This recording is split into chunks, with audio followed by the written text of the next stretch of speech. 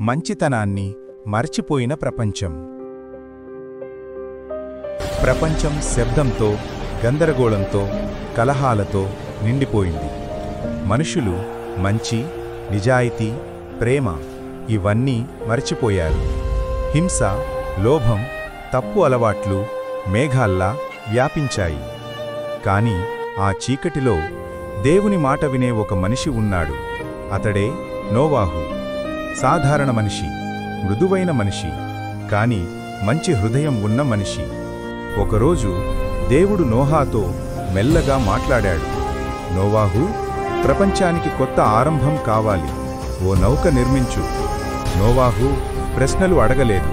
అర్థమయ్యినా అవకపోయినా దేవుణ్ణి విశ్వసించాడు. ప్రపంచం అతన్ని చూసి నవ్వినా, వ్యంగ్యంగా మాట్లాడినా నోవాహు నౌక నిర్మాణం మొదలుపెట్టాడు. రోజులు గడిచాయి, నెలలు గడిచాయి. అతిపెద్ద ఓడ రూపం దాల్చింది. సముద్రం దగ్గర కాదు, పక్కా పొడినీల మీద. చూడువారు గుసగుసలాడారు. ఇతను పిచ్చివాడేమో. కాని నోవాహు మాత్రం ఆగలేదు. విశ్వాసం అతడిని నడిపింది. ఒకరోజు ఆకాశం మబ్బులతో నిండి మొదటి వానచినుకు నేలమీద పడింది. అప్పుడు అద్భుతం జరిగింది. సింహాల నుండి సున్నితమైన జింకల వరకు, ఏనుగుల నుండి చిన్న చిలుకల వరకు జంతువులు రెండేసి చొప్పున ఆ ఓడవైపు నడిచాయి.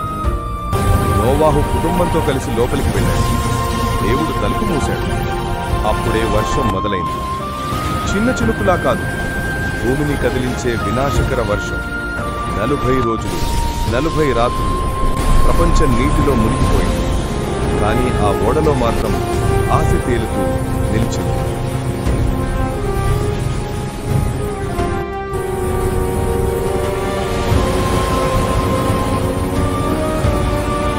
చివరికి వాన ఆగిపోయింది. ఓడ ఒక పర్వతంపై ఆగింది. నోవాహు ఒక పావురాన్ని పంపాడు.